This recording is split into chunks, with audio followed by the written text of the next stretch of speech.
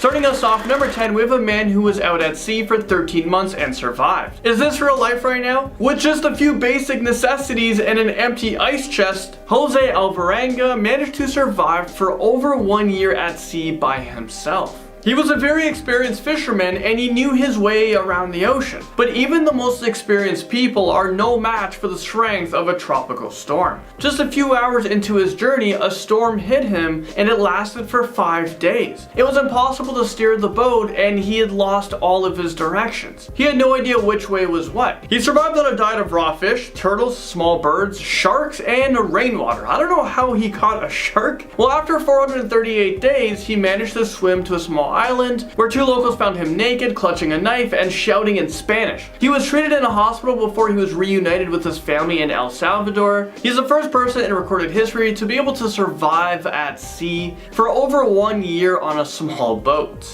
A record you really don't want. The man who was forced to drink blood in the desert takes us to number 9. Mauro Prosperi enrolled to participate in a 6-day race through the Sahara Desert. That sounds awful and I'm not sure why anyone would go out of their way, to sign up for such an intense race, but that's what he decided to do. Well, unfortunately, a sandstorm caused Prosperi to take shelter and camp out for the rest of the night, but when he woke up, he was very disoriented and he realized that he's lost in the desert. Unknowingly, he started to travel in the wrong direction, where he eventually stumbled across a Muslim shrine. He ran out of food and water within the first 24 hours, so he had to drink his own pee. But once he got to the shrine, he saw bats there and decided to drink their blood in order to quench his thirst. So he drank the blood of 20 bats over the course of 3 days, and when he didn't see any signs of being rescued, he tried to take his own life. Evidentemente c'è qualcosa, forse riesco a salvarmi.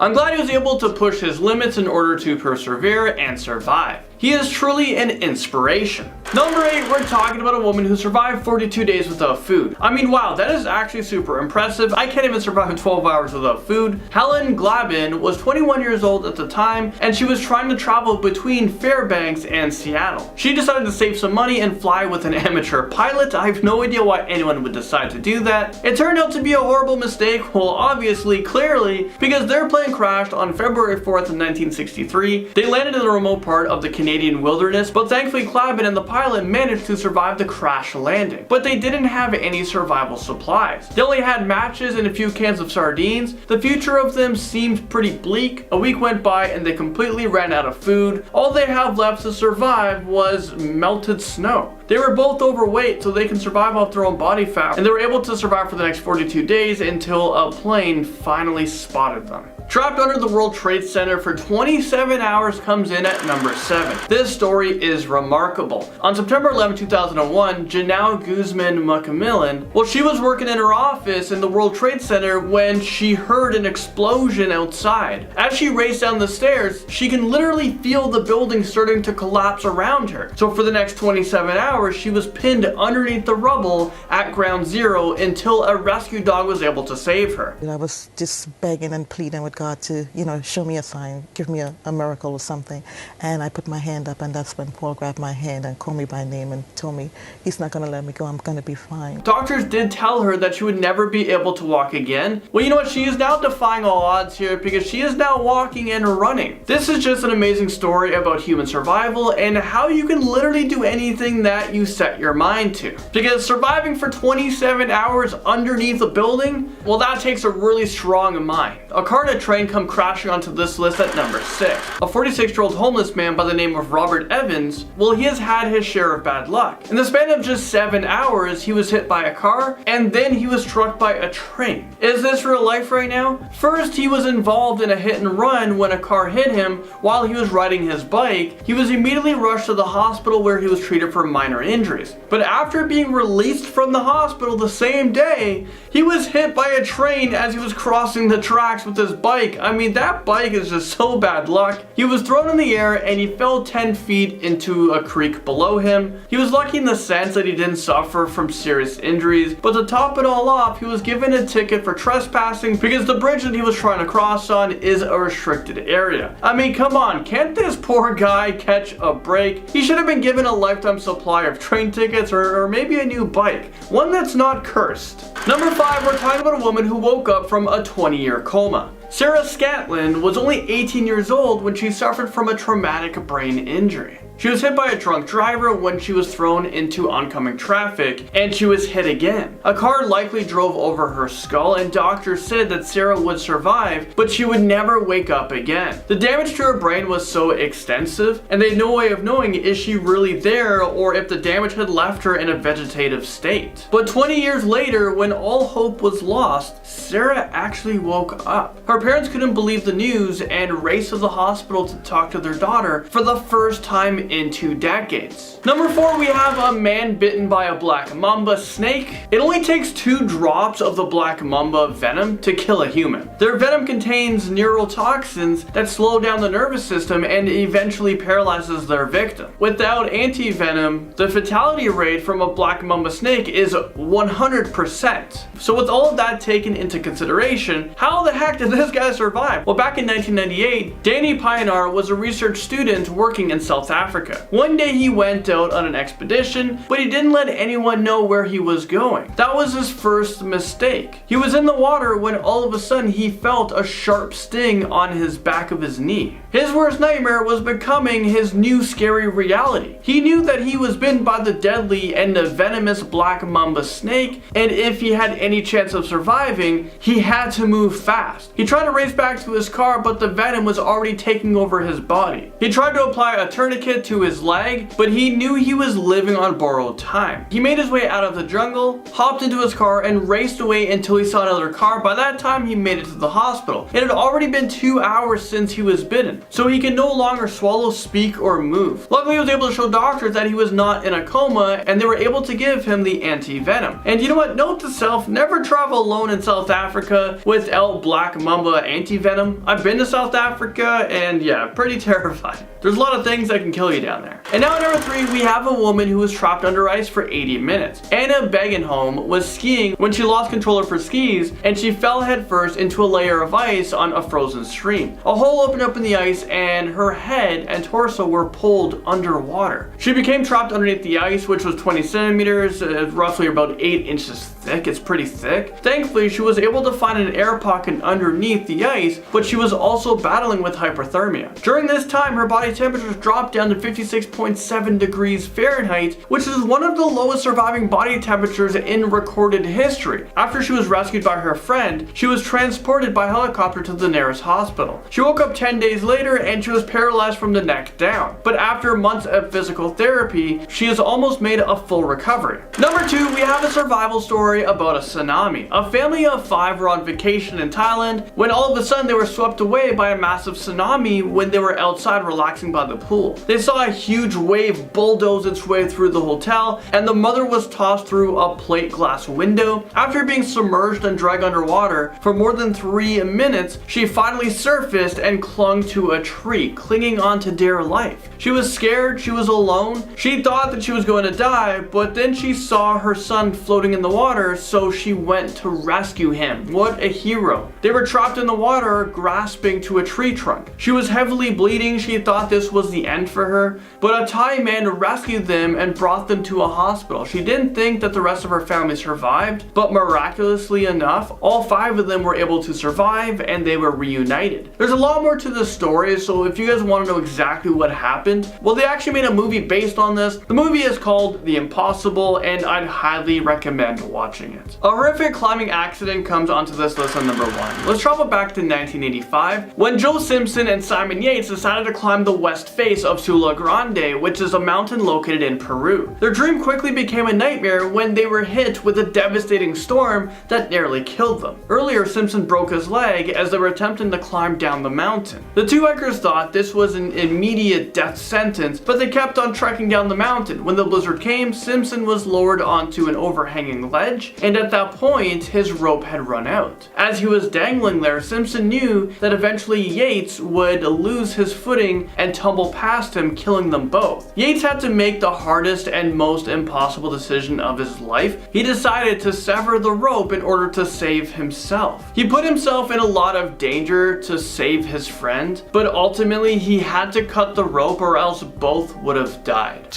I was being pulled from the cliff, he couldn't get back up, and I took a decision, as you say, to cut the rope, but my big problem was, what do I do? And it was only when I remembered I'd got a knife that the solution to the predicament that I was in presented itself, I suppose. So Simpson plummeted into an icy cave, which looked like it would be his final resting place. But, I mean, you guys clicked on this video. Miraculously enough, 3 days later, he defied all odds and made it back to the base camp alive. Absolutely no idea how. What an impossible ending to that story. Starting off this countdown, we have the Johnson family. It's hard enough being stuck in quarantine with your family. I can't imagine how it would be stuck on a deserted island with them. In the early 90s, the Johnson family headed out sailing on their family boat. However, the family of four encountered some rough waters, which resulted in their boat tipping over. Unable to save their small boat, they watched it sink right before their eyes as they bobbed up and down in the freezing cold waters. The family ended up making it to a nearby island and survived there for nearly 40 days. They would collect rain droplets for drinking and caught turtles and fish as their food source. Thankfully, they were rescued by a local fisher who saw them on the island. That's definitely one method of family bonding. Coming in at number 9, we have the canoe trip. Back in August of this year, a mother and her child went on a little canoe trip in northern Saskatchewan, and they certainly weren't prepared for what was going to happen to them. That afternoon, the current was so strong that they were swept away and ended up at an unoccupied island. The wind was so strong that no matter what they did, they couldn't gain control of their canoe. They were stuck on the island for just a day before they were rescued. In our 8th spot, we have HELP. Back in 2016, 3 men were deserted on a remote island near Micronesia after their boat capsized in the South Pacific island. The 3 men originally had plans for a short sailing trip, but the weather became brutal and tipped over their boat. And it was at night when this happened, so they swam 2 miles in the dark until they reached land. From there, they used palm leaves to spell out the word help on the island's sand. Thankfully, the men were only stranded for 3 days before a US Navy plane spotted their fire and then their sign and came to their rescue. In our 7th spot, we have Philip Ashton. In June of 1722, fisherman Philip Ashton joined a crew who planned to sail the waters of Nova Scotia. But while at sea, the crew was captured by pirates, and Philip was held as their captive. For 9 months, Philip was stuck being the pirates' prisoner. But all of that changed in March of 1723. That's when they docked on shore and Philip made a run for it. The pirates searched for him briefly before giving up and getting back on the boat. Philip was then left stranded on the island all alone with no tools or food. But he managed to make a little shelter and ate fruit and turtle eggs to survive. 16 months later, a British ship rescued Philip, and he lived to tell the tale, and even wrote a book about it. Coming in at number 6, we have the Friends. Back in 2012, friends Jesse Brillin and Brian and Dave Martinuk were out boating when the strong winds and rough waters caused their boat to capsize. They managed to pull the inflatable raft from the boat and spent 15 hours drifting hopelessly. Eventually, they drifted close to land, where they were stranded for 10 days. They used driftwood to build a shelter and ate sea urchins, seaweed, and clam beds for food. On the 10th day, a sailboat spotted the trio's pile of garbage on shore before seeing the men and rescuing them. We're now at our 5th and halfway mark with the SOS. A couple of months ago in August, 3 sailors got stranded on an island after attempting to make complete a 23 nautical mile journey. However, they ended up getting lost and their boat ran out of fuel. They were stranded on this island for 3 days before being rescued by the Australian and US authorities. During these 3 days, they managed to make a small shelter and a large SOS sign out of debris. On the 3rd day, this sign was spotted by a passing aircraft, and that was the reason why they were found. Moving on at number 4, we have the river monsters. This next man got found by sheer accident. He's actually quite lucky. So in 2016, a fisherman was out sailing when he decided to leave his boat to go to try and find better oysters. But on his journey back, he got sunstroke and couldn't go any further. As a result, he had to spend the night on the beach. The next morning, he tried to travel back some more, but again, the heat and sun were too much for him. By then, his boat was gone and he was stuck on the island. But lucky for him, a TV series called River Monster arrived on the island as they were using it as their filming location. That's when they came across the fisherman, who ran out of the cave to the crew naked, flailing his arms all about. The crew literally saved his life. Now, this man is so lucky because the crew weren't even supposed to film at this island in the first place. They were planning on using a different island, but changed locations last minute due to choppy waters. Little did they know that by doing this would save a man's life. In our 3rd spot, we have Ada Blackjack. In 1921, Ada Blackjack struggled to take care of her son who was suffering from tuberculosis. In order to make more money for her son's treatments, Ada joined a team of explorers as a cook and seamstress. But the journey didn't go as planned.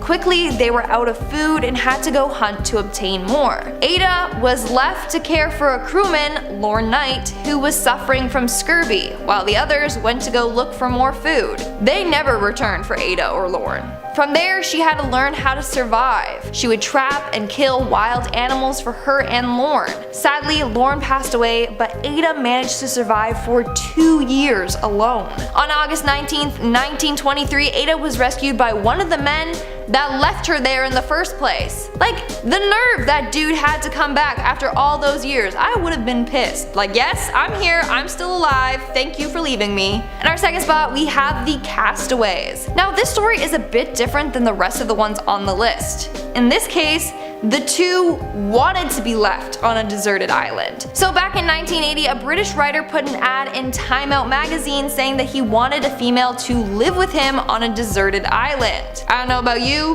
but I would be a little sketched out by that ad. But one lady, Lucy Irvine, was intrigued by it, and so the two set out to Toon Island. Now, she was only 24 years old, but the British writer was 49.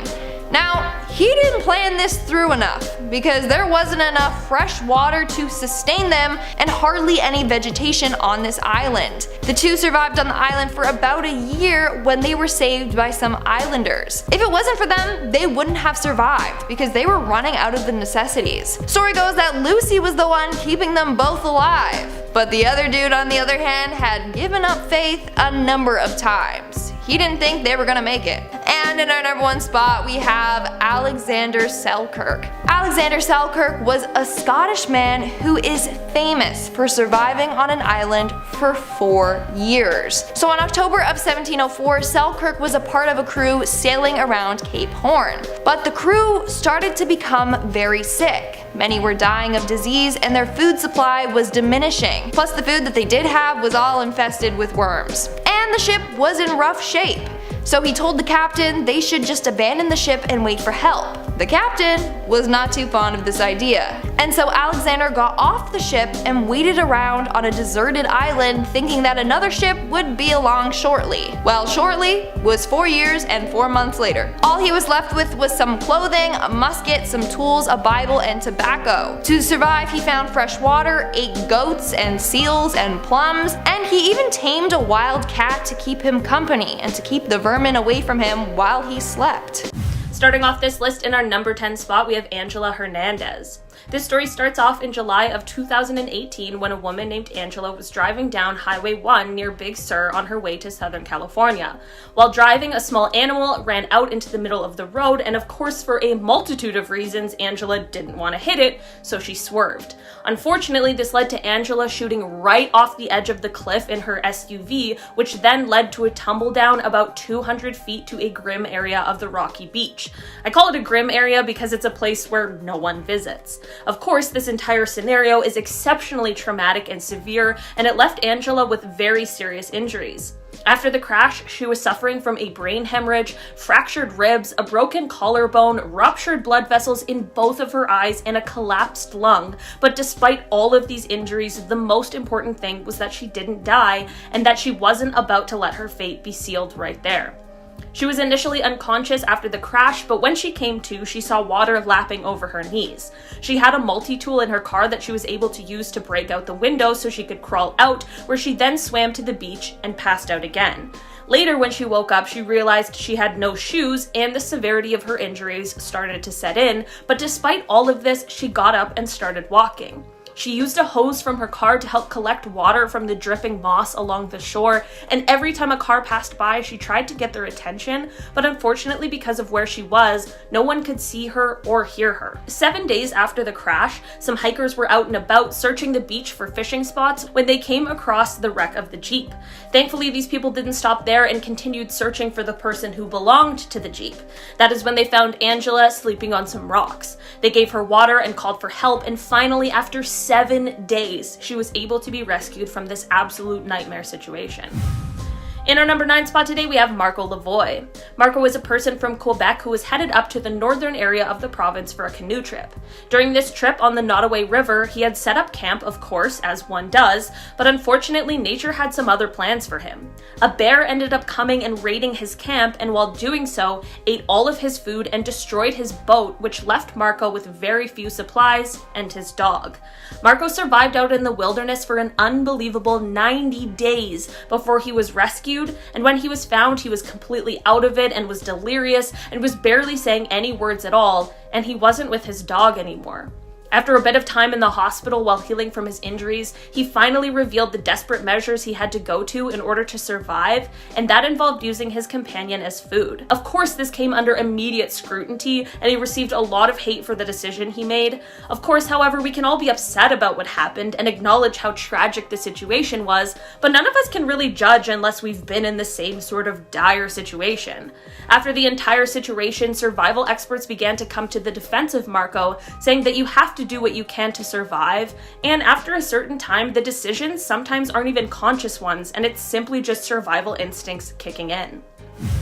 In our number 8 spot today, we have the Miracle of the Andes.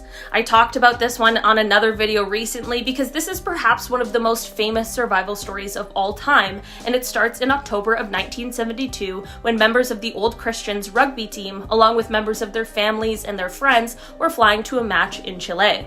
The pilot made a mistake and began to descend while in the Andes, and this led to the plane striking a mountain, which sheared both of its wings off, and the plane then crashed into a remote area that has been nicknamed the Valley of Tears. The initial crash took the lives of 12 people, which left 33 survivors. A search party was initiated, but after 8 days it was called off because the conditions on the mountains were considered near unsurvivable, and because the remnants of the white aircraft would be basically invisible in the snow. In order to survive, the remaining people who were stuck here had to resort to the most extreme survival methods in order to sustain themselves, which involved using those who had passed away for sustenance.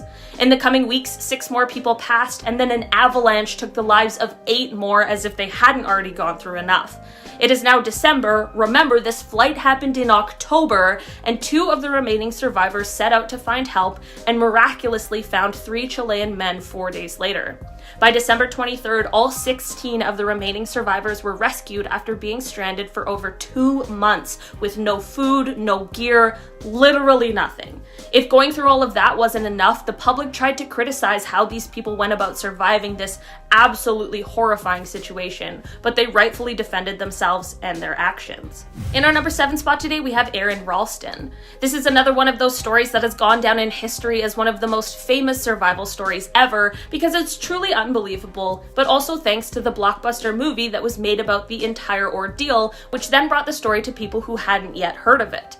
In April of 2003, 27-year-old Aron Ralston was climbing in Utah's Blue John Canyon when he found himself in an unfortunate situation where an 800-pound boulder fell on him.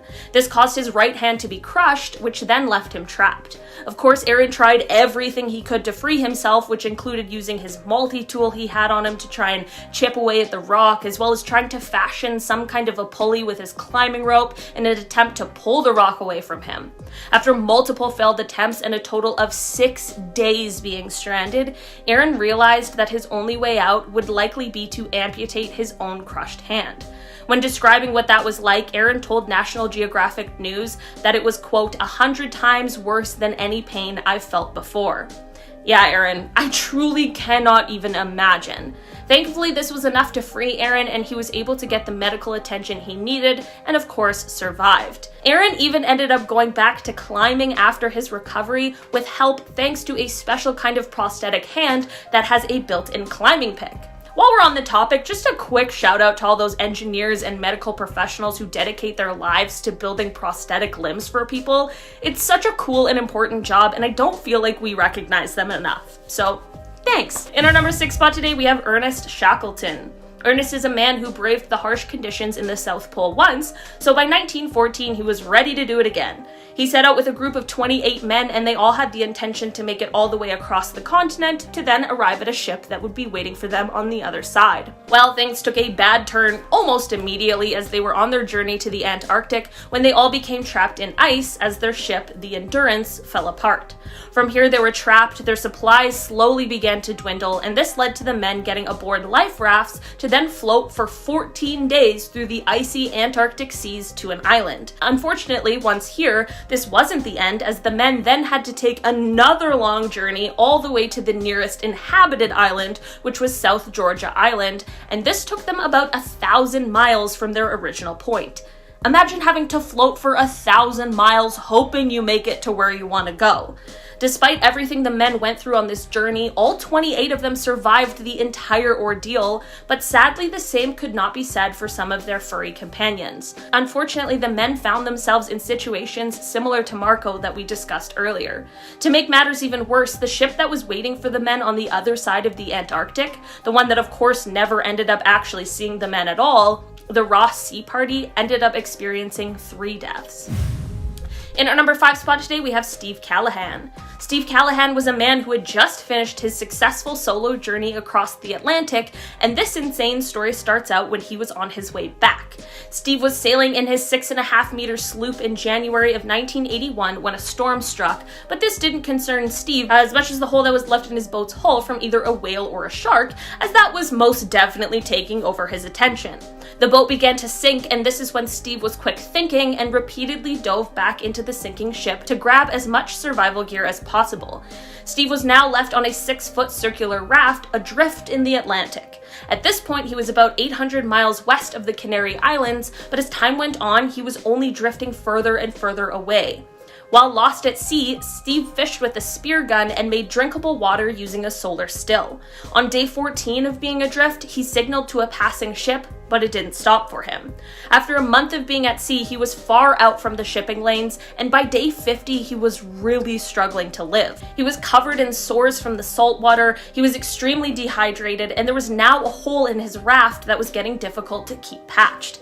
After 76 days had passed, Steve was exhausted, and he was so thin he had lost a third of his body weight. Birds began circling his raft to try and scavenge the leftover fish guts that Steve had tossed back into the waters, and while that is really gross, this is actually what led to his rescue. The swirling birds led to some fishermen spotting Steve on his raft, and then they came to the rescue. Steve had lasted over 2 months lost at sea and managed to keep himself alive the whole time. In our number 4 spot today, we have Joe Simpson. 2 best buddies, Joe Simpson and Simon Yates, were doing their thing, climbing throughout the Peruvian Andes when a terrible accident occurred that left Joe with a broken leg and heel. This is obviously a really big issue when climbing mountains, and it's also important to note that the climb the men were doing was a particularly difficult one, and throughout their experience there were some very severe weather conditions that they were also facing. Simon tried to help Joe and tried to help them both get back to safety, and to do this they tied their two ropes together to then lower Joe down the different mountain stages, all the while doing this in weather that was continually worsening. Simon lowered Joe 3,000 feet using this method, and they felt for a while like things were going to be okay, but just as they were getting relatively close to the safety of the glacier, Joe went over an unseen cliff edge while being lowered, which meant that Joe was hanging completely free with only the rope that Simon was holding keeping him from falling. Literally, his life was in Simon's hands at this moment. Joe couldn't get his weight off of the rope, and there was no way that Simon could possibly lower him any further. The two were stuck here for what was later estimated to be over an hour and a half, and the longer they stayed here, the more Simon was being pulled by Joe from his unbelayed stance. Simon was 150 feet above Joe, and who knows how far above the glacier they were aiming for. There was unfortunately only one thing they could do in order to keep Simon from falling off the side of the mountain, and that was to cut the rope. In doing so, Joe fell about 50 feet to the entrance of a crevasse, where he then fell again to a ledge within the crevasse. After cutting the rope, Simon dug himself a snow hole in the slope behind his stance, which he then spent the night in. The following day, he completed his descent to the glacier, and since he wasn't able to find Joe, he just assumed his friend had lost his life, and he returned all the way to base camp. Little did he know, however, that Joe did not lose his life, and instead he was able to climb and crawl out of the crevasse, and after 4 days, he himself reached the base camp. Both of the men survived, and of course people criticized Simon for cutting the rope in the first place, but Joe understood the situation for what it was and quickly came to his defense, saying that had the roles been reversed, he would have done the same thing. There really was no other option in this scenario, and in the end, thankfully, it all worked out. In our number 3 spot today, we have Julianne Kopka. Miss Julianne has like a 2-for-1 when it comes to survival stories. Her story starts out on Christmas Eve 1971 when she was just a teenager and was on Lanza Flight 508. The plane was struck by lightning, which is an actual nightmare situation, and this led to the plane starting to basically disintegrate midair. If you've seen any horror movie that takes place at high altitudes where the plane gets broken, you know what happens next. In what felt like the blink of an eye for Julianne, she found herself still strapped to her seat, just 2 miles above the Peruvian rainforest. She was injured, of course, full of bruises, had a broken collarbone, but she was alive. And in fact, she was the only person who had been on the flight that was still alive. But now she was in the wilderness, alone, and all she had with her was a bit of candy for food. Julianne found a small stream which she began to wade in downstream. The insects in the jungle were eating her alive, and sorry, this is so gross, but maggots had infected her arm. Julianne ended up coming across a sort of encampment where she found a few supplies. She was so smart and was able to give herself a little bit of first aid, which included pouring gasoline on the infected arm, which then led to all the disgusting little creatures leaving it. Just a few hours later, a few lumber workers found her, gave her more first aid treatment, and took her to an area that was more populated, where she was then airlifted for medical treatment. In 2000, her story was told through the documentary titled Wings of Hope, which was directed by Werner Herzog, who took particular interest in the story because it is obviously incredible, but he too had booked a seat on that flight, and he would have been on it if it wasn't for a last-minute change of plans. In our number 2 spot today, we have Ada Blackjack. Ada was a woman from Alaska, and she was a part of the indigenous Inupiat people. She was hired by some Canadians for an expedition to the Wrangel Islands, which in current times is Russian territory, but back when this story took place in 1921, the expedition was intended to claim the islands in the name of Canada. Ada was hired to be the cook and the seamstress for the expedition, and was told that she would be one of many indigenous peoples on the trip, but this was a lie. There were 5 people left on the island, including Ada, and the other 4 people were European, Canadians, and Americans. They first got to the island on September 16th, 1921, but quite quickly they realized their rations were running low. 3 of the crew members left Ada alone with the other member of the crew who was ill, while the 3 went off in search of resources, and this was the last time any of them were seen. Ada was left to care for this ailing member who was sure to treat her horribly while she essentially kept him alive. Soon the ill member passed away, and Ada was now completely alone. Ada survived alone on this island for 2 years after they initially arrived. 2 years! This is unbelievable for many reasons, including the imminent risk of a polar bear attack at any point. She ended up being rescued after all this time alone, and she used the little bit of money she had from selling furs that she collected over the 2 years to get the help needed to cure her son's tuberculosis. Ada was undoubtedly an incredible person with an unbelievable story, but it's also very important to note that not only did Ada receive criticism for not keeping that one crewmate alive, but she also spent the rest of her life in poverty, despite the multiple books that were written about her and the entire ordeal. I think that really speaks for itself. In our number 1 spot today, we have the Apollo 13 crew. Many of us have heard of this story before because it is truly unbelievable, but also because of the Tom Hanks classic. And no, I am not talking about Toy Story 2. This space crew took flight on April 11th, 1970 and had the intention of landing on the moon, but because of an oxygen tank explosion on board that nearly killed them all, these astronauts were forced to go the furthest out in space any living human has ever been in order to save their lives. They used the lunar module as a lifeboat, and they stretched their rations that were intended to be a day and a half worth of food for 2 people into food that lasted for 4 days among 3 people. They faced hardships some of us can't even imagine, while those on the ground worked tirelessly to figure out how to get them home safely. Had to make an orbital correction that took them far from the moon and about 248,655 miles from Earth before they could slingshot back around towards Earth. The lunar module was their safe space while still out in space, but re-entry to Earth is a totally different ballgame. This meant they had to get back into the damaged command module for this part before they were able to land back on Earth, and they did so safely.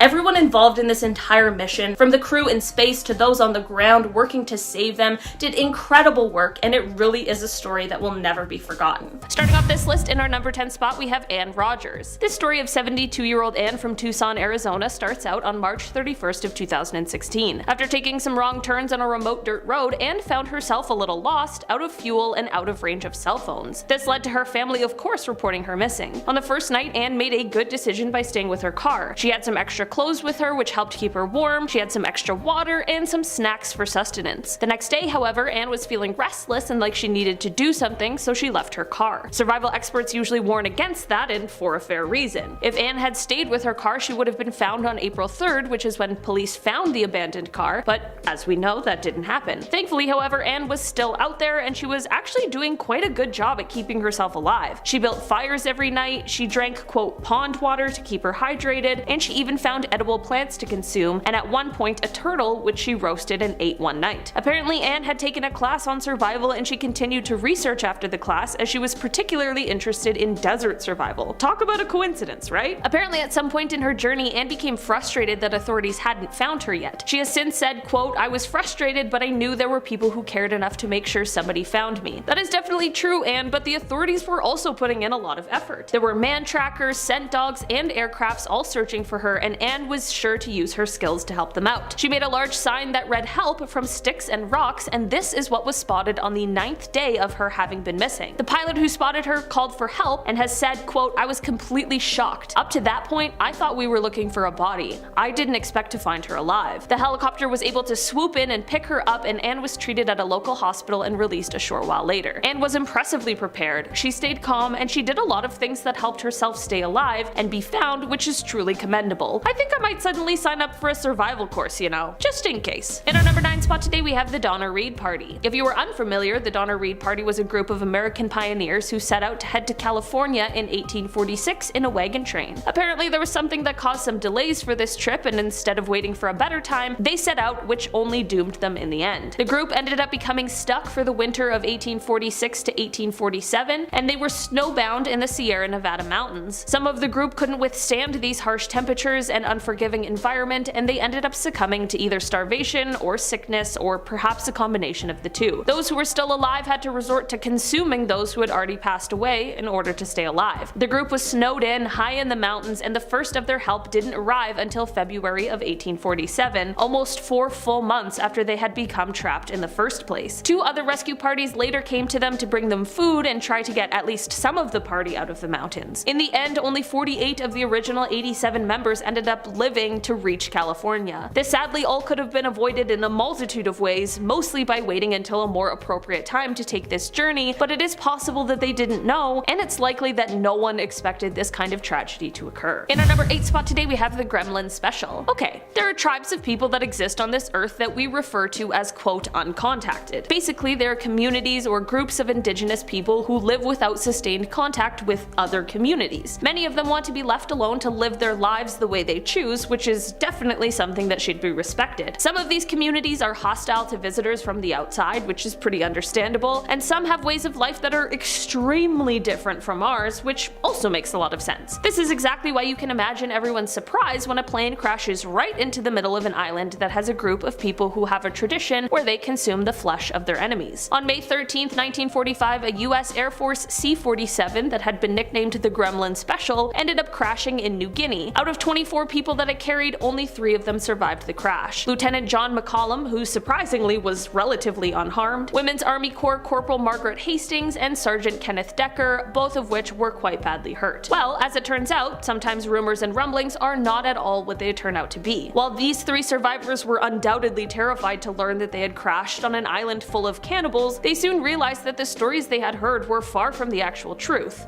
Oh, what a surprise! In the end, luckily for these 3 survivors, the group of people they came into contact with were exceptionally kind to them and helped nurse them back to health. In the end, they spent 42 days in the jungle, some of which were certainly more difficult than others, but in the end, they as well as their rescue crew were saved from the island and taken back home where they could continue to recover. In our number 7 spot today we have the Fishermen. This story starts off when 5 men left a fishing village in Mexico on October 28, 2005 in the hopes to head out on a several-day-long fishing expedition. The first of many bumps in the road to occur was when they lost their heavy shark fishing tackle. Then, as they were trying to recover this lost tackle, their boat ran out of fuel. So far, not good. The shore winds pushed them further out to sea, and before they knew it, they were caught up in the current and being taken 5,000 miles deeper into the open ocean. While this was happening, the boat's owner, known as Juan David, as well as one of the fishermen on board, called El Farcero, passed away from starvation, and the other members buried them at sea. On August 9, 2006, a Taiwanese fishing trawler spotted the boat and ended up rescuing the rest of the men. If you notice the date I started with and what date we're now at on their rescue, you'll realize that, yep, they lasted 9 months and 9 days lost at sea. This is one of the longest on record in terms of sea survival, and the 3 survivors apparently did this by turning towards what they knew best: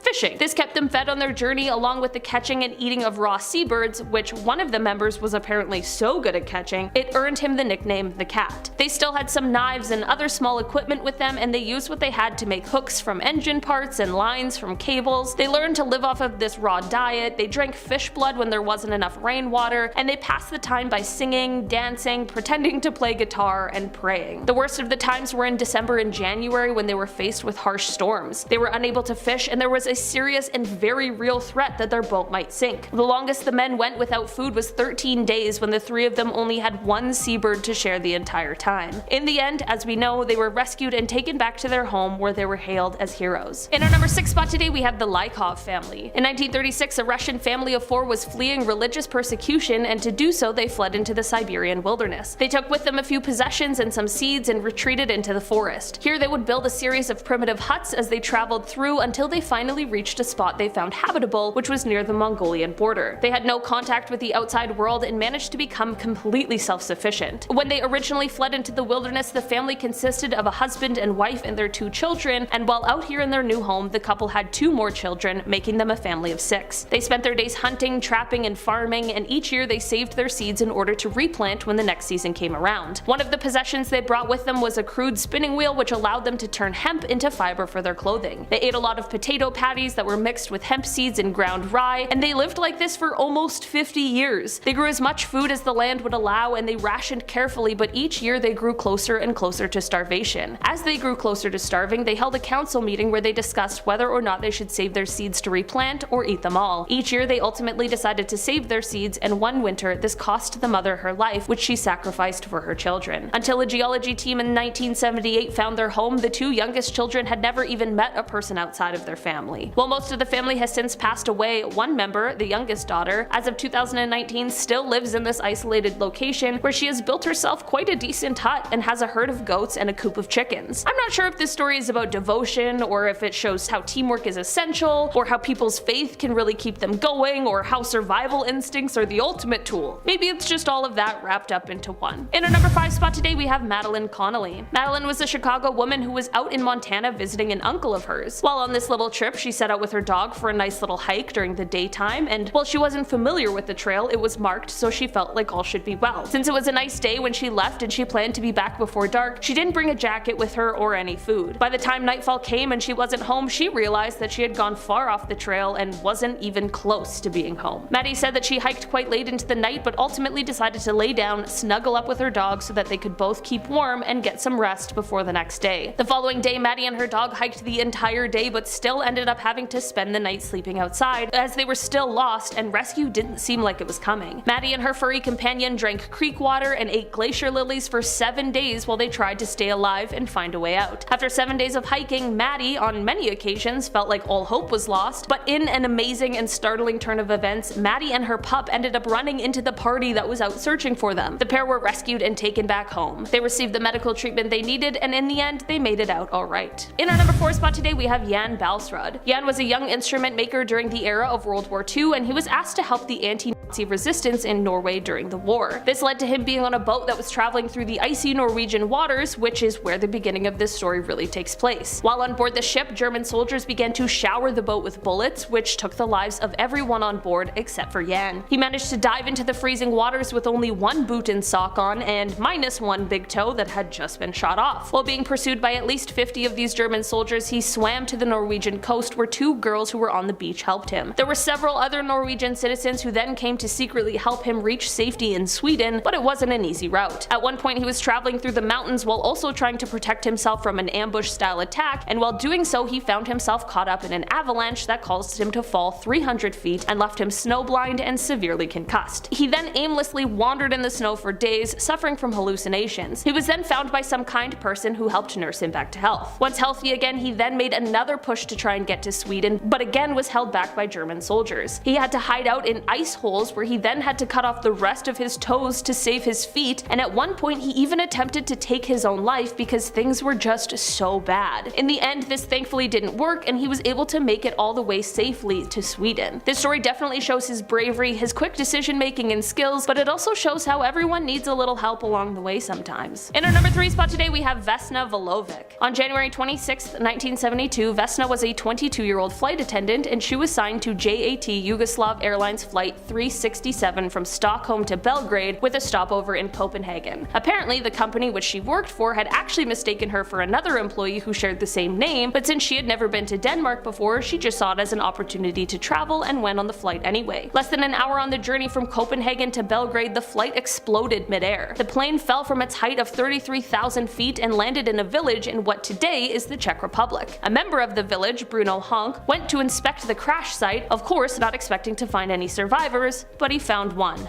Vesna. He pulled her from the wreckage and used his knowledge that he had as a World War II medic to keep her alive until rescue came. Among the 28 people on board the plane that day, Vesna was the only survivor. She suffered 3 broken vertebrae, 2 broken legs, broken ribs, and a fractured skull, and once she arrived in the hospital, she was in a coma for several days. When she awoke, she had no memory of the accident at all. Doctors didn't think she would ever be able to walk again, but after just 10 months she was able to. Apparently she credits this to her quote, Serbian stubbornness. Vesna's story is still one of the most incredible survival stories, and it landed her this strange Guinness World Record of longest fall without a parachute, which I don't think is a title she is too keen on holding. There are a number of reasons why people believe she escaped her certain death. Some believe her position in the rear of the airplane with the food cart prevented her from being sucked into the air when the plane broke apart. The plane's impact was also softened by the trees and the snow, but I think, hey, the woman survived a plane crash. Whatever the reasons or whatever led to that, it's all incredible and we should just focus on that. that. Vesna has been quoted as saying, quote, "Everyone thinks I am lucky, but they're mistaken. If I were lucky, I would never have had this accident." In our number 2 spot today, we have Tammy Ashcraft. If you've seen the movie Adrift, which stars Shailene Woodley, then you might be familiar with this story. In September of 1983, Tammy and her fiance Richard Sharp set out on a 4,000-mile journey across the Pacific Ocean in order to help a friend deliver a 44-foot yacht from Tahiti to San Diego. This was much longer than the pair had ever sailed before, but they felt due to their experience and having each other, they would be able to do it. So I mentioned they set sail in September, and by October, a Category 4 hurricane blew them way off course. The pair tried to ride out the storm that was kicking up 40-foot waves and 140-mile-per-hour winds, you know, hurricane stuff, and when Richard told Tammy to head below deck, right after, she heard him scream, and before she could help, she was thrown against a cabin wall and knocked unconscious. When she awoke the next day, she found the yacht mostly destroyed and Richard was nowhere to be found. She found his safety harness dangling over the end of the boat, which caused her to realize that he had been thrown overboard. The cabin was filling with water, the masts were broken, the sails were dragging in the sea, and both the navigational system and engine were in not very good condition. Despite her injuries and her loss, Tammy kicked into survival mode. She used a broken pole and a storm jib to create a makeshift sail, and she began pumping water out of the cabin. She found a sextant and a watch which helped her navigate towards the closest landmass, which was the 1,500-mile away island of Hilo, Hawaii. In total, she spent 41 days adrift at sea and survived by eating canned fruit salads and sardines. In the end, she was saved by a Japanese research ship that had noticed the drifting yacht near the coast of the island. For 6 years after the accident, because of her head injury, she was unable to read, but when she was more recovered, she penned a book about the whole ordeal. Since she has spoken about the entire thing, saying, quote, "Definitely the hardest part was dealing with Richard being gone. There were times I didn't even want to live anymore because I didn't know how I was going to go on. I was never going to fall in love again." But she also added that, quote, "But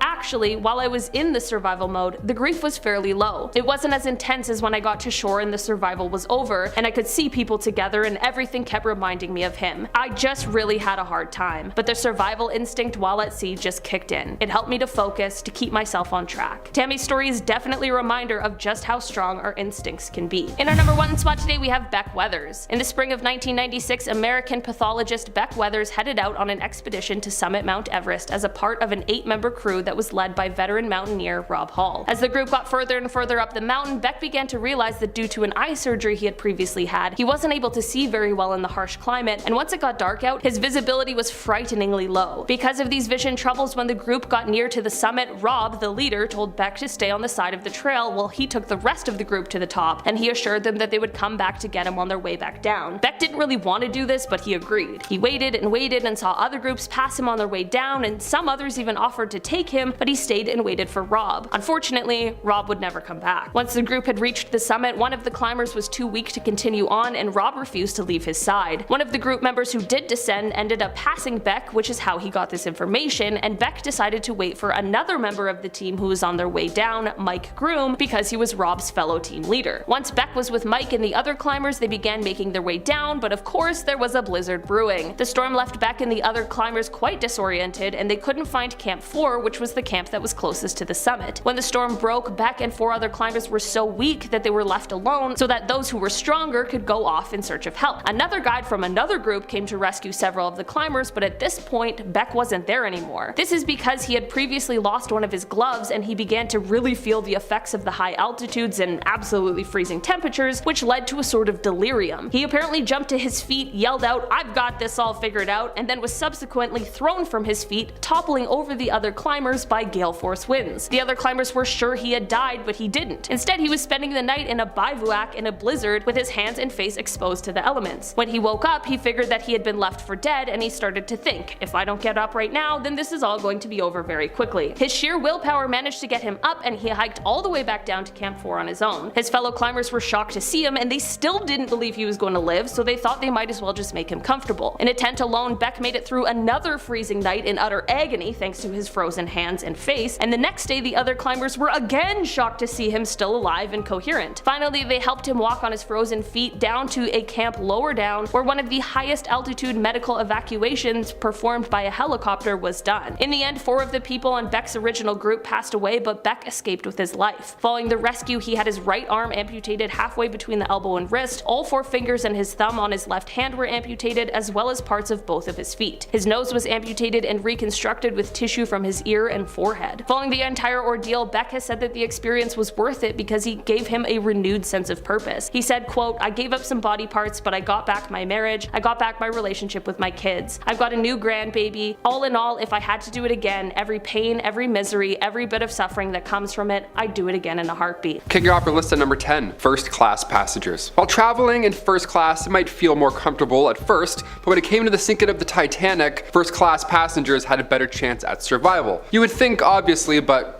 here's why. Just over 200 first-class passengers survived out of the 324 souls traveling in first class during that fateful voyage. That's a lot of people. I mean, a lot of people passed away, but in hindsight, a lot of people made it. If you've seen the James Cameron film, you know women and children were first to board these lifeboats. And then afterwards, it was first class men. See, by that point, there were few lifeboats left, which I'll get into, of course, later on. But second class and third class, their chances at survival here, right off the bat, were not great, simply because they were divided by class. Being stored further and lower from these lifeboats, the odds weren't in their favor. There were more than 700 third class passengers, and that number exceeded the other two classes combined. It's horrible. Those rooms were crammed. 4 people would have to share one tiny room, and the beds were smaller than twin beds. So when it comes to evacuating quickly, sadly these passengers had the hardest time getting out, which we don't often think of when we think of, the Titanic and the sinking of it. Number 9, the band. We know how passionate musicians can be, and we know that music can heal a lot of people, of course. While I'm absolutely sure there was nothing that could have been done to completely erase people's worries about what was about to happen on the Titanic that fateful night, the ship's orchestra did what they could, which was to play music, and I'm sure that helped somebody in some way, shape, or form. It wasn't just in the movie, right? The 8 orchestra members continued to play as the ship sank in order to try and keep spirits up. First, it was widely believed that they did this because they were ordered to, and for the record, if this were the case, that still would have been insanely brave of them too, but it turns out this is far from the truth. See, the band members were in fact not ship employees at the time, which means they technically had the same rights as any other passenger to leave and board a ship, but they chose not to. They all unfortunately passed away in the sinking of the ship, and they played until they couldn't anymore, which I think is horribly sad, but also very beautiful and heroic of them. The film can't quite capture the beauty. I'm sure that their heroism helped a lot of people who were also in this terrible situation, and I'm glad their acts have been remembered, even still. Number 8, locked doors. Ellen Hakarian was aboard the Titanic that fateful night, and Tanky magazine actually published her survival story afterwards, titled "Going Down with the Titanic in Third Class." Yeah, I mentioned the first class differences between third class, so this story here is already a feat in itself. Ellen and her husband, Pekko, decided to leave Finland and start a new life in America. The night of April 14th, after the couple had returned to their cabin and got settled in, they heard a loud scraping sound, and the engines then started to act up. Pekko ran out to see what was going on. The hallway was tilted by the time Ellen poked her head out moments later, once she heard a ruckus in the hallway. Then there was a knock at the door. One of her friends from Finland came in, and they said the ship was sinking, but Pekko was nowhere to be seen, and her friend asked, how did he get out of the passageway? All the doors are locked. I was confused. I didn't know what to do next. After a few moments, I grabbed my purse and life jacket and ran out to the passageway. The door was locked. All the doors were locked. A steward finally came along to guide the crew to third deck, where they were then taken to the Carpathia, and they didn't arrive to a safe ship until the sun was up the following day. So after losing her husband and all of her belongings, Ellen only received $125. That's all the ship could give them. They're like, we're sorry you lost everything, here's the best we can do.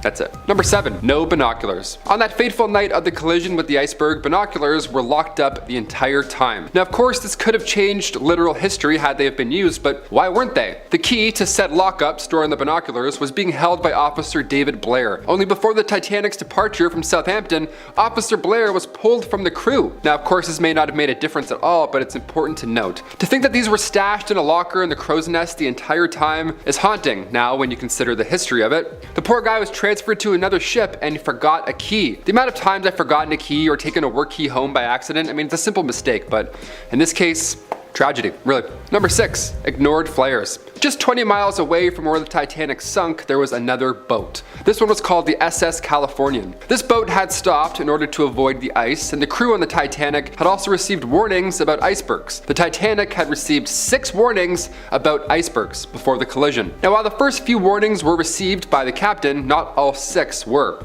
Why so? The captain of this other boat, he slowed down and actually saw the emergency flares being set off on the Titanic ahead, but he ignored them because he thought that they were company rockets.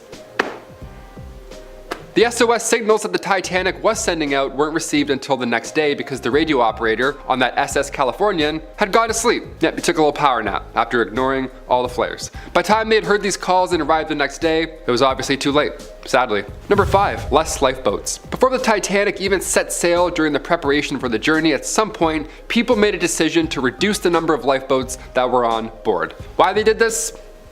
Beats me, I don't know. They did this because they didn't want to clutter the deck, which is truly trivial when we're talking about the safety of, 2,208 passengers that were on board that day. The number of lifeboats ended up being reduced to just 20, with an additional 4 that were, collapsible. So 24-ish lifeboats, 2,208 passengers. Doesn't add up. It's a terrible ratio. Which means they should have had time to launch every single one, but this would still be only enough for half the passengers on board. It was cursed from the get-go. And as you may or may not know, during the sinking of the ship, not even all the lifeboats were able to be launched as everything happened too quickly, and it was chaos. There are quite a few lessons that can be definitely learned from the sinking of the Titanic, because the more we learn, the more we realize that safety precautions taken for these ships simply were just not up to par. It wasn't really about the iceberg. I mean, that did it, but there were other things that could have helped. Number 4, the card. In the remnants of the Titanic, there was an inspection card found that belonged to a woman named Marianne Meanwell. This must seem like any ordinary find after a wreck, but it revealed a grim story for the woman. Once the card was found, it was then revealed that Marianne was not intended to be on the Titanic at all, but by some turn of events, she unfortunately found herself as one of the passengers. The card shows us that she was originally meant to be traveling on a ship called the Majestic, but for some reason, the trip she'd originally planned was delayed, and she instead was assigned to the ill-fated Titanic. You can see the word Majestic was actually crossed out on her card, which shows us the change in plans. It's so haunting to look at now. There's no way anybody could have known or warned her. It's just a really tragic situation to look back on. And to physically see the cancellation of the ship gives me goosebumps. That's really horrible. Number 3, Eliza Melvina Dean. This story really is something, okay? Buckle up. When thinking back to this tragedy, it's hard to imagine how it looked in real time, like being on the ship, right? I mean, not from James Cameron's perspective, right? It was a moonless night in the pitch black. Of course the navigation was hard. Of course it could have been handled better, or they could have listened to the numerous warnings, but again, it was pitch black. This is what the iceberg looked like in real life. Eliza Dean was only a newborn on the Titanic. Her parents were on the way to the States with everything that they owned packed up in their luggage. See, Eliza's father was actually on the deck at the time of the collision, so he saw the ship hit that iceberg. How terrifying is that? But in doing so, he knew in that moment, get the family, hit the deck, something bad's gonna happen. Even as third-class passengers, they were thankfully some of the first on the lifeboats, which is incredible seeing as what I said earlier. It was Eliza, her brother, and her mother. They all got aboard safely, but her father, of course, never made it off, which is terrible, but his quick thinking saved his family. Number 2, John Jacob Astor. As the ship was sinking, the first-class passenger, John Jacob Astor, he put his young wife on one of the lifeboats, and he was about to get in with her when he immediately saw 2 terrified children standing behind him. And it happened. He instead gave up his spot and let those other 2 children on the boat, which is just noble, it's brave, it's heroic. It's something that you ask yourself, could I do that? If it actually were to happen, would I have the willpower to do that? I hope so. This is absolute bravery. One of the Titanic survivors, named Philip Mock, saw John in one of his final moments later on after this brave moment. He saw him and his valet huddled together on one of the life rafts before they unfortunately froze in the cold water. It's tragic. This was indeed a very tragic event, but the positive news here is that both his wife and the child that she was carrying at the time were able to make it to safety, and they survived the entire ordeal. While there are many terrible stories from this day, we also don't hear enough about the bravery that people showed during this tragic event. And finally, number 1, Molly Brown. In total, there were 706 people who survived the sinking of the Titanic. Molly Brown has been referred to as the unsinkable Molly Brown. And when you look into her story, it really checks out. Margaret Brown not only survived the Titanic, which is just an incredible feat in itself, and the odds there are just incredible, but once aboard the life ship, she threatened the quartermaster. She said she'll throw him overboard if he didn't go back immediately and start looking for more survivors. That's badass. That is something I will do. I hope I can do in a moment like this. That's incredible. Historically, this is where the accounts get a little hazy. See, it's not confirmed whether the boat actually went back to look, but after narrowly surviving a tragedy, then you're barely conscious. You still think of other people? That's the moral of the story here. Margaret was traveling in Egypt, but when a grandchild got sick, she ended her trip early just to go back to the States and take care of them. When she got all this attention after surviving said disaster, she then campaigned publicly for women's rights and education for the poor. She was a badass in the boat and then a badass afterwards. Like, this is insane. There was a musical comedy in the 60s called The Unsinkable Molly Brown, so her name will be remembered for a while. As it should be. Thank you, Molly. Starting off at number 10 now, we have Kazuki Tsunioka. In 2010, this Japanese journalist was captured by an insurgent group in Afghanistan. They treated him quite well, but refused to let him go. After 5 months of this, one of his captors approached him with their brand new phone and asked Kazuki to help them set it up. He did just that, and went even further by showing them the internet, including Twitter. However, instead of setting them up with some sort of Twitter account, he logged into his own Twitter and sent out some desperate tweets. The first one told everyone he was alive, the second gave the name of his captor and even his location. He was free to leave the very next day. That is the power of Twitter. Next up at number 9 now, we have the Tea. In 2016, a story emerged of a 12-year-old girl and her 17-year-old aunt who had managed to escape from ISIS, and it involved a cup of tea. The Yazdi woman and girl had been held by the terrorists in Iraq for months with no hope of escape. Now, despite this, the terrorists would give them some basic amenities. One day the girl asked for some pills to help them sleep. They got them, but they didn't take any for themselves. They waited and then slipped the pills into the tea that their captors were drinking. They passed out into a deep sleep, and the girls managed to escape back to their families. Alright, moving on to number 8 now, we have Rambo. In 2009, a French security agent called Marc Aubrière was captured in Somalia by insurgents. They announced that Marc and another agent were to be tried under Islamic law for spying and entering Somalia illegally to assist an enemy of Allah. The French government was quite worried. 6 weeks passed and it didn't seem like they would be able to get them back. Other hostages had been killed by the group before. And then, one day, Mark walked up to a group of peacekeepers at the president's palace, identified himself, and demanded to be given a safe haven. It turned out that he had killed 3 of his guards and escaped in the middle of the night. He said he was in quite a good mood shortly before his flight home to France. The French Foreign Ministry declined to give any more details, leading many people to picture Mark as some sort of crazy Rambo type figure who turned the tables on those that were about to kill him. Alright, at the number 7 spot now, we have The Flight. In 2007, a flight to the Canary Islands was hijacked by a man who was trying to seek political asylum in France. He held the pilot at gunpoint and told him to head back to France. The 71 passengers on board were terrified, but little did they know their pilot was a genius. He realised that the hijacker didn't speak a language that the rest of them all did, French. So, as they were coming in to land, the pilot told the passengers in French that he was going to make a bumpy landing on purpose so that the hijacker would be knocked off balance. Sure enough, the bump sent the hijacker tumbling onto the floor. At that point, the crew and passengers threw boiling water all over him and beat him into submission. This is why you guys should always listen in French class. Coming in at number 6 now, we have Tarzan. In 1958, a group of American golfers were ambushed in Cuba by soldiers of the revolution there. They didn't like the look of these rich, capitalist American golfers and held them at gunpoint to interrogate them. They eventually got round to 54-year-old actor Johnny Weissmuller. You guys might not know him, but back then he was famous for being Tarzan, like the Tarzan in all of the movies. He got past the language barrier by telling the rebels, "Me Tarzan." They didn't understand him, so he stood up, he beat his chest, and he let out that famous Tarzan yell, just like this.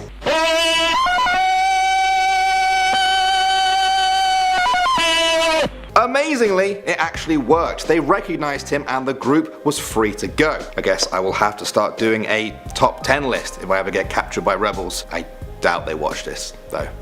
Okay, coming out number 5 now, we have The Bed. This is the incredible story of Mohammed Sadiq Al-Tajir. He was the brother of a billionaire Arab ambassador in London. He was walking home in London in 1986 when he was kidnapped by 4 men who were asking for over $70 million from his family for his safe return. After 10 days of being chained to a bed, they told him that he would be released the very next day. He didn't believe this though, and when they weren't around, he got up and dragged the whole bed out of the room because it was chained to him. He went down the stairs and out into the street. He knocked on the door of a woman who was very shocked to see a man handcuffed to a bed asking for help. It turns out that he really was going to be released the next day, but it still makes a pretty good story. Moving on to number 4 now, we have Parachisi. In 2008, American journalist David Rode was captured by the Taliban. They held him there for 7 months while making crazy demands such as the release of all other Taliban prisoners. David and his fellow prisoner knew their only way to get past the guards was for them to actually lower their guard. So they decided to make them sleepy by playing Parachisi with them,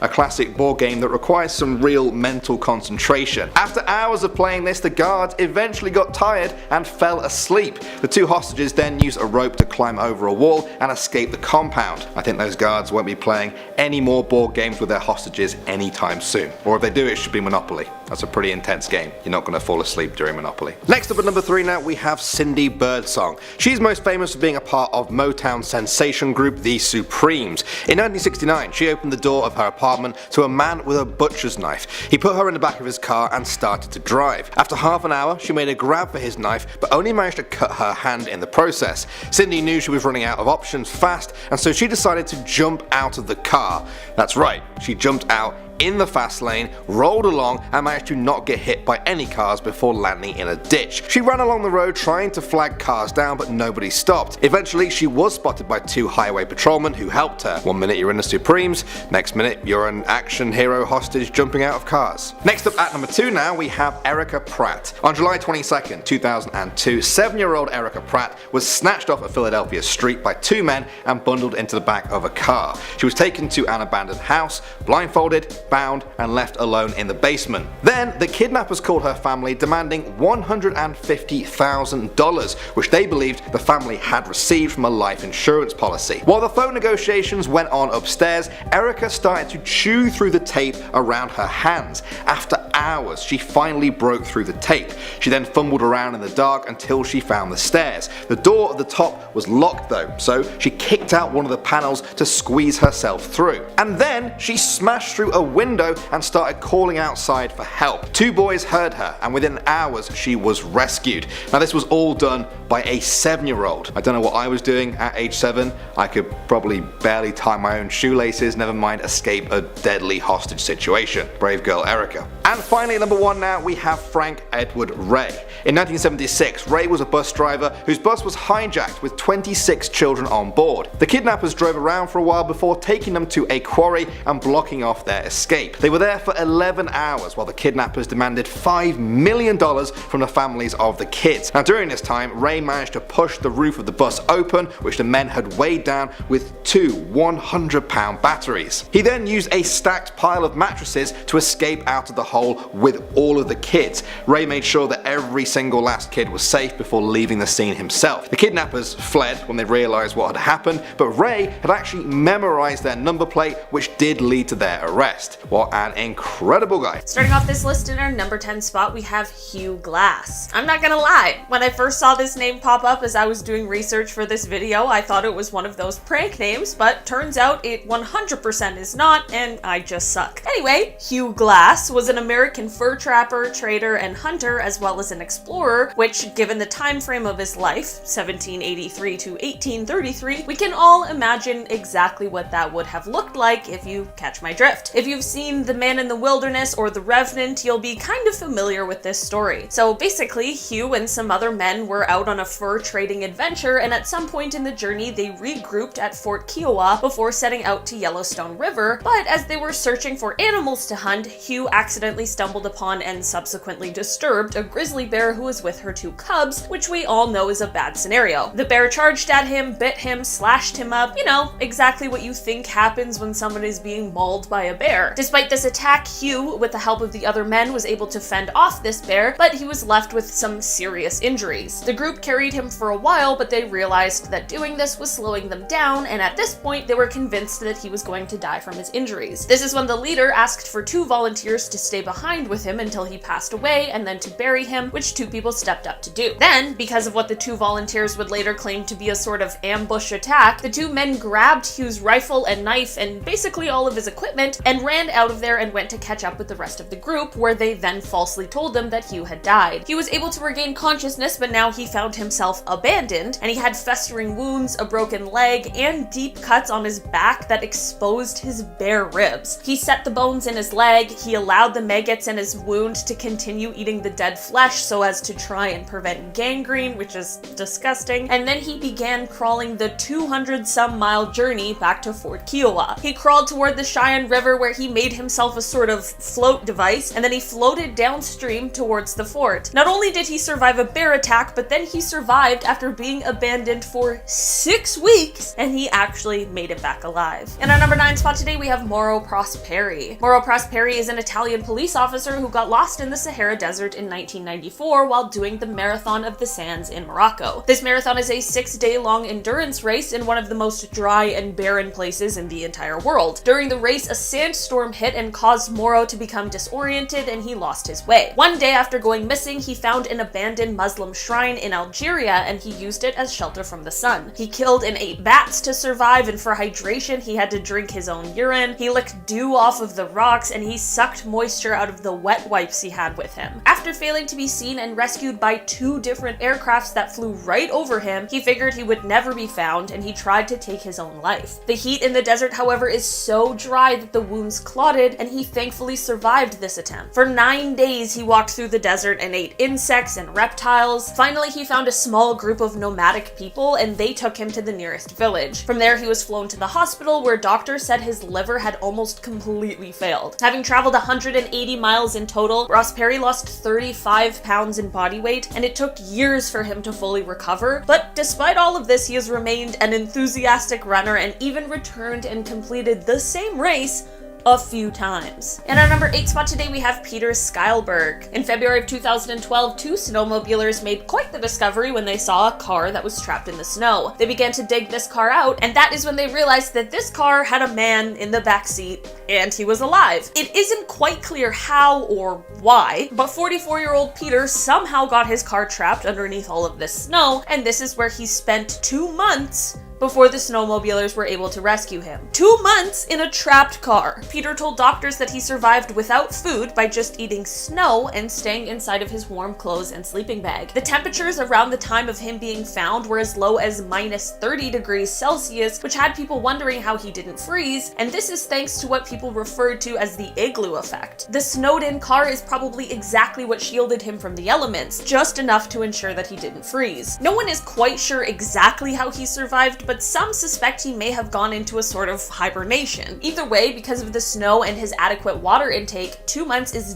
definitely getting close to as long as a person can go without food, so thankfully he was found when he was. In our number 7 spot today, we have Michael Benson. In 1992, as Michael Benson and Chris Duddy were in a helicopter over an active volcano in Hawaii, shooting some aerial footage for a movie, the helicopter crashed. It is said that the helicopter lost power so suddenly that they didn't even have time to radio for help. This led to the 2 men and the pilot Craig Hosking being stuck inside of the volcano, just missing a bubbling pool of lava. The pilot and Chris were able to get out of the volcano not too long after the crash, but the same couldn't be said for Michael. The volcano emits a ton of noxious gases, but luckily where the men ended up was in a part of the crater that enough fresh air could also reach. Michael didn't know that the other 2 men were already out of the volcano, and he was extremely worried that they had perished, all the while of course being worried about his own fate. He tried to pass the time and calm himself down by reciting the alphabet backwards. He prayed. When it rained, he cupped his hands to collect the drinking water, but none of this could distract him from the sudden small eruptions and bubbling lava below. After 2 days with no food or sleep had passed, Michael thought he was at his end, but rescue helicopter pilot Tom Hauptmann was able to see Michael through a small momentary break in the steam before the fog all took over again. They knew where he was, but they had to go in to save him with no visibility. Almost 2 hours after being spotted, Michael was able to make it into the safety net, where he was then lifted out of the volcano. He recalls a triumphant feeling as he left. In our number 6 spot today, we have Matthew Allen. Okay, when I was a kid, every time I was mad at my parents or brothers, I thought about getting a stick, tying a little handkerchief around it filled with my most precious belongings, and running away forever to live a life in the wild jungles of Saskatchewan. I thought about doing that, but never did, because I would quickly be reminded of how I would absolutely not be able to even even get down the block before turning right back around. Unfortunately, however, the same could not be said for Matthew Allen. In December of 2012, the teenager at the time, like most of us during our teenage years at some point, got tired of his parents' rules and restrictions on his life and decided to run away from home. But aside from how just running away is a terrible idea in general, the timing was also just all wrong. He ran away during a record-breaking heat wave, and after running away, the 18-year-old went missing for 9 weeks. By the time he was found by some hikers, he was lost in the Australian outback, disoriented, unable to stand, and he had lost half of his body weight. He was surviving solely on creek water. He was extremely lucky to have survived for as long as he did, and he really just made it. Thank goodness for whatever led those hikers there that day, because he was cutting it extremely close. In our number 5 spot today, we have Jose Salvador Alvarenga. On December 17th, 2012, Jose set out on a professional fishing trip with a young fisherman named Ezekiel Cordoba. They planned the trip to take around 30 hours, and they were setting out to hunt tuna, mahi-mahi, and sharks. Just a few short hours into their trip, however, things went awry when a storm struck that lasted 5 days, and it of course blew them way off course. Jose of course radioed into his boss to call for help, but unfortunately the radio had been totally disabled by the storm, as well as the rest of the boat's electronics, and the motor was also badly damaged. When the men didn't return, a search party was sent out, but it only lasted 2 days before being called off because they just assumed the men had already passed away. The 2 men survived by eating raw fish, turtles, and jellyfish, and they drank rainwater and turtle blood, but the weeks quickly turned to months and there was still no sign of rescue. This is when the young fisherman fell ill from the raw food diet and he sadly passed away. Jose was now on his own and he managed to survive another 9 months alone at sea until he finally spotted a small island. He abandoned the boat and swam all the way to shore. He had reached the Marshall Islands and he met a local couple who immediately alerted the authorities. He survived out there for 438 days, and it is estimated that he covered somewhere between 5,500 to 6,700 miles. In our number 4 spot today, we have Douglas Mawson. Douglas was another person who was called an explorer, and he was also a geologist. He is most well known perhaps for his face being on the paper $100 note in Australia, but part of the reason he landed that gig is due to this story. In December of 1912, Douglas, along with 2 other explorers, set off on an expedition meant to explore the interior of the Antarctic, but unfortunately, only pure tragedy ensued. First, one of the explorers, Belgrave Ninnis, fell into a crevasse along with most of the group's best dogs and a ton of their supplies. The other 2 now had to push on without most of their food and equipment in the unforgiving environment that they were in. The 2 fell ill with things like scurvy and they were struggling to get back to their camp, and they ended up surviving for a while by eating the dogs that remained with them, and then they just barely scraped by on the rest of their food portioned out with starvation rations. The other explorer, Xavier Mertz, ended up passing away from exhaustion, starvation, and people also assumed the possibility of toxicity from consuming the dog's liver. In the end, Doug battled the elements for about 30 days before he finally made it back to camp in February of 1913. But when he got there, he realized that he was frostbitten, skeletal, exhausted, and that he had also missed the ship that was retrieving the rest of the crew